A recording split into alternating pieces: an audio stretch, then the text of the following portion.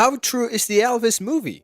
Baz Luhrmann's epic Elvis biopic offers a typically ostentatious look at the life of the king, but it isn't immediately obvious if Elvis is a true story or how accurate the biopic actually is. Austin Butler does an amazing impersonation of Elvis Presley, and supporting actors play other real-life characters. The movie certainly has its root in reality. However, as with any Luhrmann project, accuracy inevitably gives way to showmanship. Here are some of the key ways in which Elvis deviates from the true story of Elvis Presley. Before we start, beware of potential spoilers in this video. How Elvis changed Elvis Presley. You might not know this, but Elvis takes liberties with the king of rock and roll, Elvis Presley. The film plays fast and loose with some of Elvis Presley's most important musical influences, as well as the relationship that shaped him. For instance, as Alana Nash explains in a Variety interview, it isn't true that Elvis's most important musical influences were exclusively black, as the movie implies.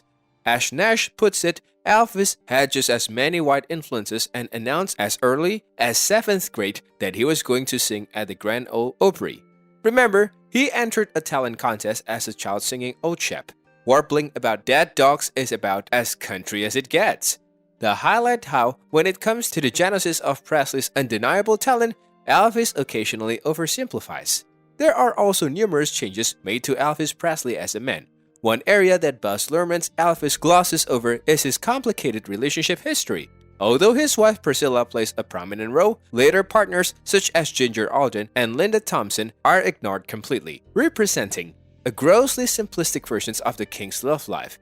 It's also arguable that the film glosses over the inappropriateness of Presley's overtures when the then Priscilla Beaulieu was just 14 years old, with Nash describing the on-screen representations as sanitized. Equally, Elvis's bond with his manager suffers from a similarly revisionist approach. In one scene, for example, Presley takes the radical step of firing Parker while on stage, an event which, according to Nash, never happened. As a result, while Elvis does provide some insight into the man, there's no doubt that it is far from documentary in its approach. Elvis's Colonel Tom Parker changes. Many of the movie's most egregious changes center around the character of Colonel Tom Parker. According to his depictions in the film, Parker was an almost entirely venal, self-interested figure who in many cases actively made suggestions that could have had disastrous consequences were it not for Elvis's instinctive intervention.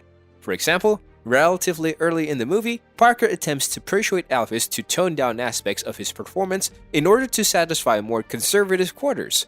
Likewise, he is seen trying to turn Elvis's '68 comeback into a special Christmas-themed jamboree complete with Christmas jumpers. In fact, many of these misinterpretations, much like Hank's highly affected accent, couldn't have been further from the truth. Historical changes to Elvis's true story. Beyond changing some of the personalities involved in the story, Elvis's history is occasionally found wanting. This is perhaps unsurprising considering that the Elvis soundtrack boasts songs from contemporary artists such as Doja Cat and Eminem, highlighting that strict chronology is not high on Luhrmann's list of priorities. Nevertheless, it's important to highlight some historical changes that directly impact the movie's story. For example, while Elvis's friendship with the likes of B.B. King is a cornerstone of Elvis, it's actually doubtful whether they even knew each other. In a separate interview, Nash explains that Elvis and B.B. were acquaintances but not close friends.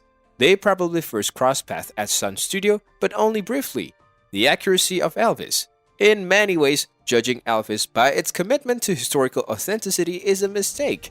The film is more interested in recapturing the energy and vitality of its stars' performances than regurgitating facts from his life. However, even though the truth is sometimes twisted, the movie isn't completely removed from reality. For instance, although the circumstances around Elvis's army stint were changed, it's clear that Parker was pulling the strings away from the front line. Likewise, Parker was an inveterate gambler who probably did cheat his client of millions of dollars, leading to the acrimony that defined their later relationship. Additionally, Parker really was determined to stop Elvis from touring abroad, in part because he didn't have a US passport due to his immigration status. And he did install Elvis's dad Fernand as a puppet business manager so that he could control everything behind the scenes.